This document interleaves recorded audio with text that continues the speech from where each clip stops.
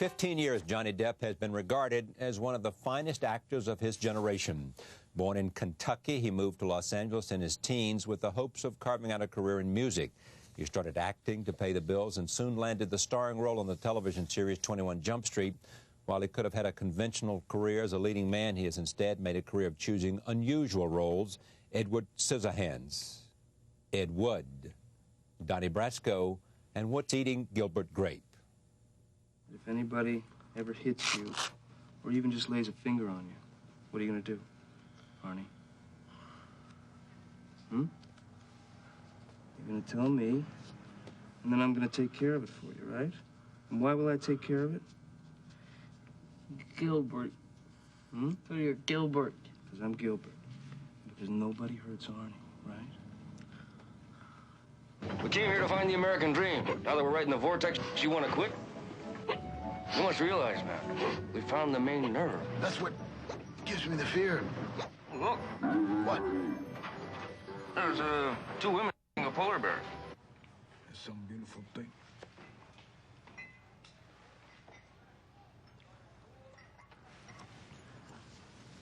Why don't you give it to your wife?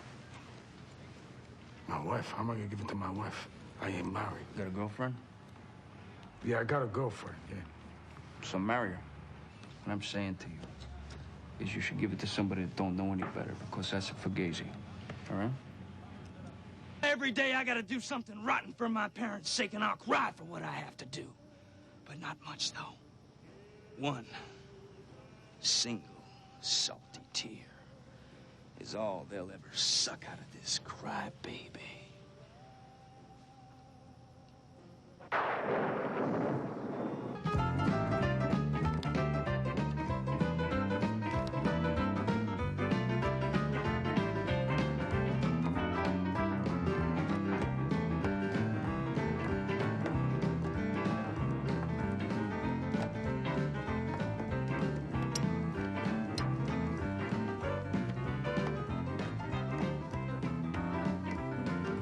I am Don Juan. And if you will not medicate me for these 10 days, I will prove it to you. All right, and what if I don't believe that you're Don Juan? Then I will take your medication. Do we have an agreement? Do I have these 10 days to tell you my story?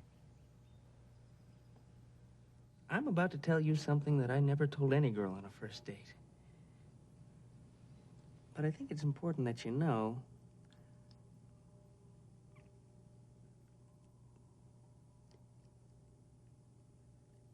I like to wear women's clothes. Huh? I like to wear women's clothes. Panties, brassieres, sweaters, pumps. It's just something I do.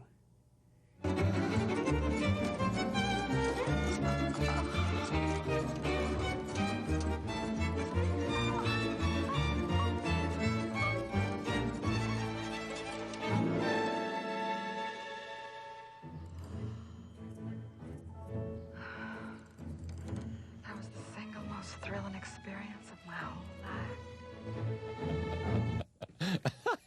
life. His latest project, Sleepy Hollow, marks his third collaboration with director Tim Burton. I am pleased to have Johnny Depp back on this program. Now, when you watched that, first of all, you've never seen Gilbert Grape. I've never seen Gilbert Grape, no. Anything else in there you haven't seen, a movie that you have made? I haven't seen Sleepy Hollow yet. Is that right? Yeah, I'm kind of masochistic in that way. I'm going to wait until the premiere to see it, which is really... Because you want the joy of seeing it for the first time at the premiere? Yeah, well, joy is not the word I would... I mean, pain? Yeah, I mean, if I could not see the movies, I think I'd be better off. I get very uncomfortable watching myself. It feels strange. You know? Do you like being an actor? I do, most of the time. Most of the time. I mean, there are some occupational hazards that I could live without, but yeah, I mean, it's a good job. It's okay, but I mean, is it art and passion and all that for you, or is it simply craft and like a good plumber, I'm going to do a good job and move on? It's passion, certainly. Art, I would say I would aspire to be able to do something that's considered art. I'm not sure that that can be done in the movie industry, the movie business, because of that fact. It's the movie business. There's commerce involved. Because of the demands that they make in terms of box office, or their assumptions about box office? Assumptions about box office, demands about box office results, return on the money, all that stuff. Things that really are none of my business. You know? I mean, when my job is done, it's done. And so, yeah. You set out to be a musician, and you got into this for a lot of reasons, and you are, you know, highly regarded. Oh, is it the downside of it, the loss of privacy? Yeah. Yeah, the loss of privacy, kind of, even more than just the loss of privacy, the sort of aggressive invasion on your privacy, on your private life. It's very strange because you are treated in some circumstances as a novelty, and that's a very uncomfortable position to be in. I mean, mostly by the, particularly like the paparazzi. Yeah. They have a tendency to be pretty aggressive. You're back with Burton. Yeah. Scissorhands, Ed Wood. Yeah. What else? Is this the third? Yeah, this is the third. Yeah. There is that kind of slant about you, which you and Burton share. Yeah, I think we connect on these kinds of levels. But what other kinds of levels? I think we share a similar sense of humor. For some reason on this film, we had a particular obsession with Georgie Jessel. Oh, I heard about this, yeah. Give me your best Jessel. Good morning, ladies and gentlemen. Georgie Jessel here. It got so bad, I mean, our obsession with Georgie Jessel, that literally they'd roll camera and the guy would do the sticks, and I'd just be getting ready to walk into frame, you know, to begin the scene, and suddenly I would hear, and action! and it was Tim doing Georgie Jessel. And then, of course, at the end of the scene, cut! You know? So we were sort of obsessed with Georgie Jessel, and why aren't there people like Georgie Jessel today? At this stage in a relationship where you're both on the same wavelength, where you've done several things before, is there much communication about what you're doing and what he wants you to do and where you've married those two? Tim is particularly amazing in that way for an actor. He's a dream for an actor because he will give you suggestions and he'll plant certain seeds, and then you take that and you use that as an ingredient. But he allows you complete freedom to create a character from the ground up.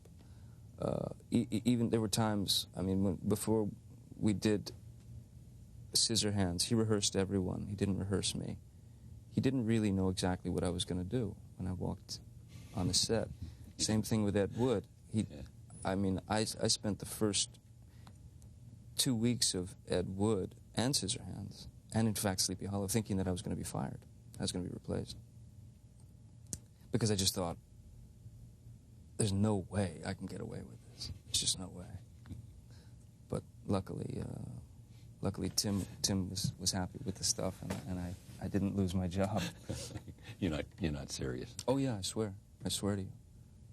I swear to you. I can remember when we were doing Scissorhands, we were living in this sort of resort, some kind of country club thing, and there was a knock at the door. This is like 1990. There was a knock at the door one afternoon, and everybody was off rehearsing. And there were two young girls at the door, so I figured, well, they found me, and maybe they want me to sign something. I don't know. You know, you get used to sort of conditioning.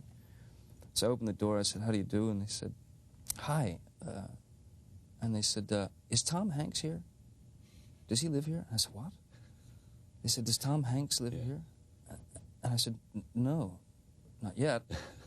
Not that I know of. And I was convinced that Hanks would be replacing me. I was convinced. That's great. It was one of the most frightening moments in my career. You don't seem to be the kind of guy that would have an insecurity in your body. I mean, you seem to say, take life on my terms, and if you don't like it, fine. If you don't, I mean, you know. That makes more insecurities. No, I got plenty. But I do feel a kind of need to follow what it is, whatever it is I'm after. I mean, I need to bash on into the direction that I'm going. Yeah, it's important to do what you want without much compromise. Sure, sure. I mean, but at the same time, it's important to be a professional because other people, and they have a certain element of accountability. And yes. Yeah. I mean, professional is a good thing. Yeah, absolutely. Yeah. Try not to be late. All that stuff. Well, that's exactly right. Yeah. You know, I mean, we owe it to our fellow.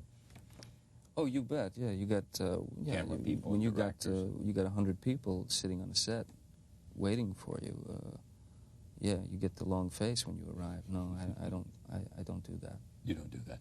All right, Ichabod Crane. We're going to tell the story. I mean, we know the story, but in this case, he plays. You are a police constable. Yes. Who come up to Sleepy Hollow to do what? Basically, Ichabod Crane in this version of Sleepy Hollow is a constable in New York City, and he is not well liked by his fellow officers and by the brass. Pray tell why. He's sort of he fancies himself a kind of ahead of his time, so he's invented these kind of forensic, for forensic studies, and he's invented these sort of tools and things like that. And he's a pretty self-righteous type guy, and he's not liked at all. So he's sent away to Sleepy Hollow to investigate these sort of gruesome murders. He's also a coward. He's a complete coward, yes. He's a total coward, yeah. All right. Here is the scene from Sleepy Hollow where Ichabod Crane is being briefed on the murders in Sleepy Hollow. Here it is. It's a great cast of people. I mean, Michael, the great Gambon. Michael Gambon is a genius, yeah. All those guys, I mean, walking into that room, that was one of the first days of shooting, maybe the first day of shooting. And walking into that room with Michael Gambon, Miranda Richardson, Richard Griffiths, Jeffrey Jones, Ian McDermott, it doesn't get better. I mean, it just doesn't get any better than that. Yeah. You learn from them? Absolutely. You become a sponge and soak up as much as you can, absolutely. Yeah. I mean, when Michael was here, he came by on the stage. I mean, he's just amazing. Yeah, he's also completely out of his mind. He's one of the funniest people I've ever met in my life. He's totally out of his mind. See, I would think that would make movies fun. The idea, if you can come together on a project with a group of people with a common purpose, it's not a lifetime, and engage in something together. Yes. Eat together, have fun together. You bet. Be committed to the craft of doing it well. Bring in a reservoir of experience and talent and it's skills. Unbelievable. I mean, I consider every film that I do, it's an education. It's sort of an extension. You're always learning. Take a look at this. This is another scene from Sleepy Hollow. I want to get to a scene with Christina Ricci. Who does she play? Katrina Van Tassel, the daughter of Michael Gambon. Okay, here it is. Roll tape. As I was watching her, said you first met her when she was 9. 9 years old, yeah. She's now 19. She's now 19. There are love scenes in this movie. There are intimate scenes, and it was odd. It was it was uncomfortable because I still have that image of the 8, 9-year-old girl in my head. So it was uncomfortable. But we sort of laughed about it and got over it. Boy, she's hot too, isn't she? I mean, I don't mean hot in the sexy scene, but she's hot in terms of her career. She's doing very well. Yeah, she's making good choices, and she's doing really well, Christina. Speaking of choices, have you made good choices in your judgment? I mean, do you look back and say, look, I did what I wanted to do. It's defining of me, but if you don't, you might have wanted me to do something else, but that's not where I was in my own head. There were other things that I probably should have done, not from my perspective. I mean, from my point of view, I did the right things. Every film that I've done, I'm happy that I made that choice. I don't have any regrets whatsoever. But I mean, in terms of sustaining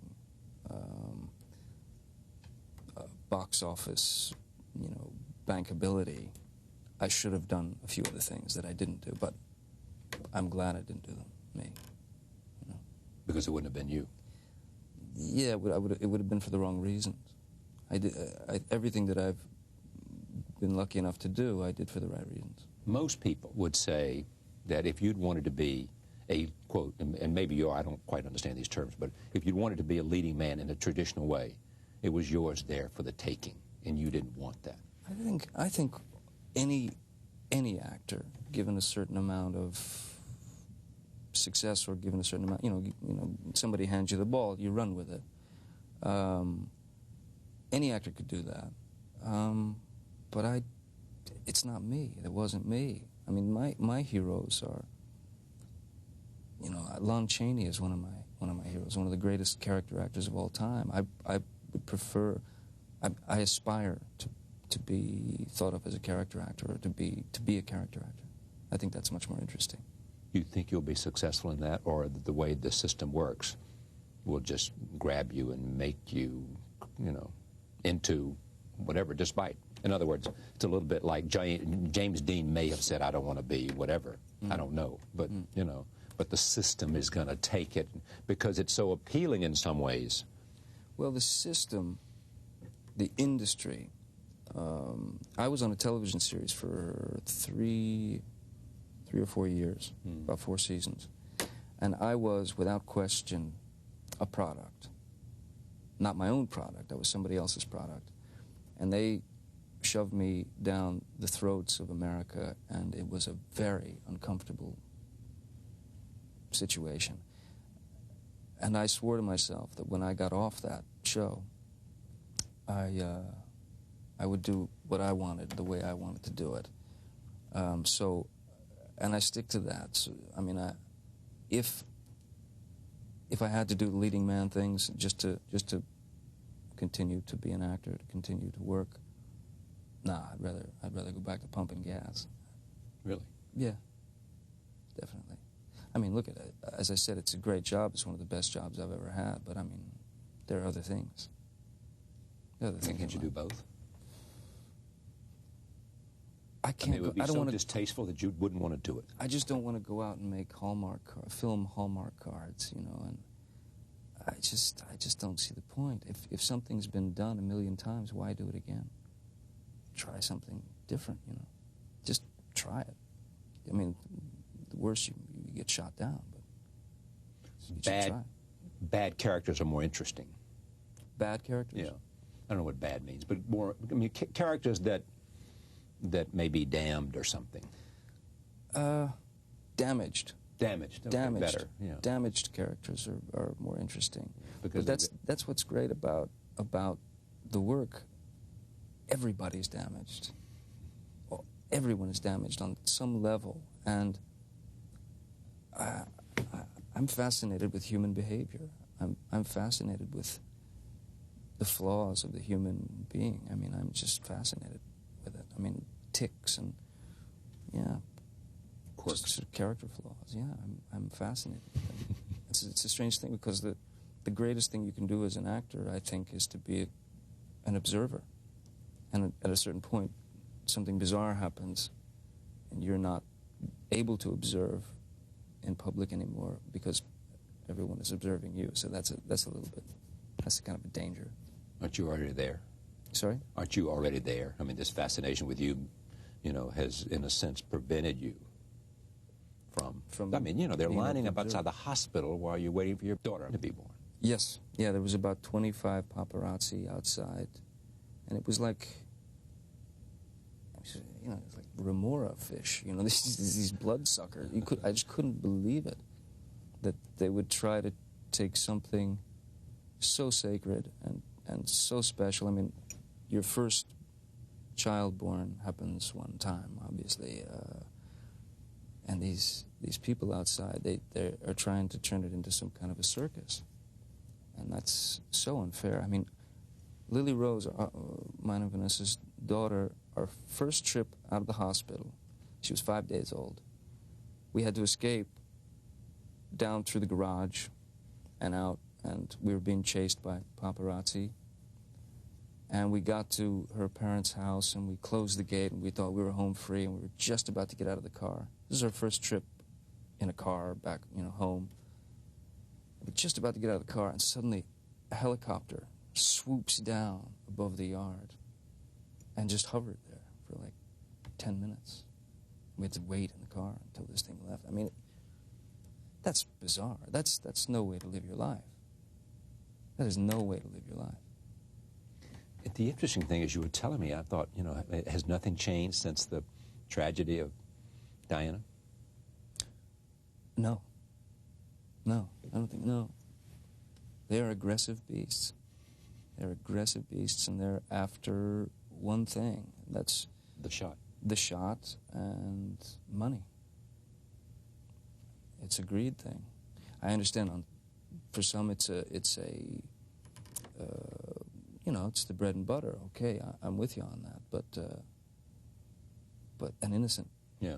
There's no middle ground either, I guess, is it? I mean, there's no middle ground. I mean, I don't know. I'm not the subject of that conversation, but whether there's a middle ground where you can say, okay, look, the two of us will come out with our baby.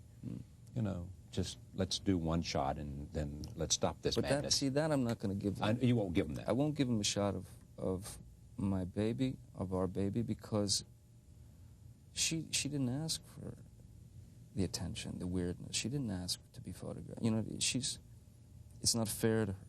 It's not fair to put her through a 3-ring circus and make her jump through hoops. It's not fair. For me, for Vanessa, okay, you get the shot, get the shot. I will do everything in my power to avoid it, but if you get the shot, you get the shot. So this will be a contest. Yeah, you know. But, I mean, I have in the past approached them, you know, in as gentlemanly a fashion as I can. You know, I've asked, the incident in London, I asked them, I said, please, I don't want to be what you want me to be tonight. I don't want to be Johnny Depp for you tonight. So we're celebrating. It's a special night. Please leave us alone. And they were very aggressive. And just in that voice, I bet. Yeah. About like that. And they were aggressive. And you know, I had to take another route. Well, what did you do? I just so happened that there was sort of a piece of wood about yay big, about that round, and yes. I guess the restaurant used it as a door jamb, and I picked it up and smacked one of them on the hand with it, and I went outside and I said, now, please, take my picture, please,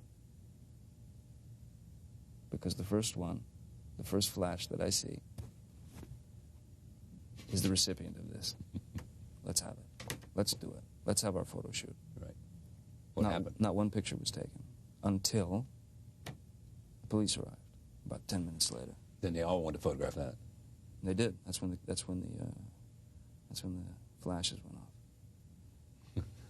But it was a yeah, and it's not funny. I know I'm smiling because your retelling of it is. It was in fact a beautiful moment. It was a beautiful moment because it showed them for what they really are. And it was a kind of poetry to it. It was beautiful. I don't regret it at all. If I have to do it again, that kind of thing, I would do it again. So when you were sitting in the jail for 5 hours, you said it was a beautiful moment. Yeah, I just said to the cops, you know, let me know when I can leave, you know. The cops were real nice. Yeah. In fact, it's funny that the jail cells over there are not called, they don't call it cells, they call them custody suites, which I thought was very nice. Are they custody suites? They're cells. But they were real nice, the cops, in fact. I liked them. Oh, nice. You liked them, and so you got along with them fine. Yeah, in fact, they understood. They said, you know... You shouldn't have to do this. Yeah. Endure this. Yeah. No. Man, this baby's great, though, huh?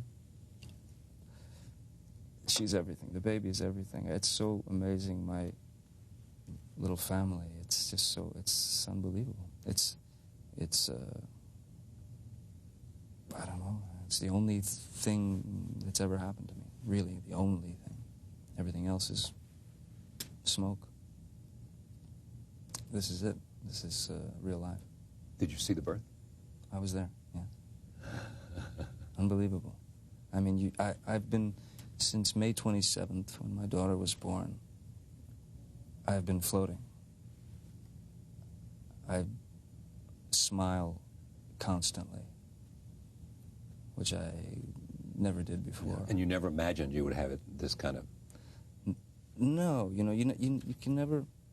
Everybody tells you, and you know what they're experiencing. You know it's going to be something, you know, sublime. But no, you just don't. You can't imagine actually happens. When you see this little angel arrive, it's. I mean, for Vanessa and I, the both of us have just been floating ever since. It's unbelievable. Yeah. Lily Rose. Lily Rose. And why Lily Rose? I don't know. We just liked the name. It was the only. In fact, it was the only name that we'd come up with for a girl. Lily Rose. We both loved the name Lily. I think her mom Vanessa's mom suggested Rose, the Rose part. Yeah. My mom's name is Betty Sue, and we wanted something that sounded kind of like Betty Sue, that sort of southern thing. So Lily Rose. That's great. And then Melody, which is her middle name, is after Serge Gainsbourg. Yeah. Song called Melody Nelson. So her name is Lily Rose Melody Depp. Depp. Yeah. She's something. Man, you really look happy. I'm floating. I've just, yeah. I mean, it's. I've never ever in my life. I haven't lived before that date. I was not alive. I existed. I imagine that I drew breath and exhaled and all that stuff, but I don't have any particular, fond memories of it. I mean, I don't think I took a real breath until my daughter was born. It's great to have you here. Thank you. Pleasure, as always. Thank you. Johnny Depp, the movie is Sleepy Hollow. It opens nationwide on November 19th. We'll do this again soon. I hope so. Thank you. Let's do it. Thank you very much for joining us. Johnny Depp, the movie again, Sleepy Hollow, opens nationwide November 19th. Thank you for joining us. See you next time.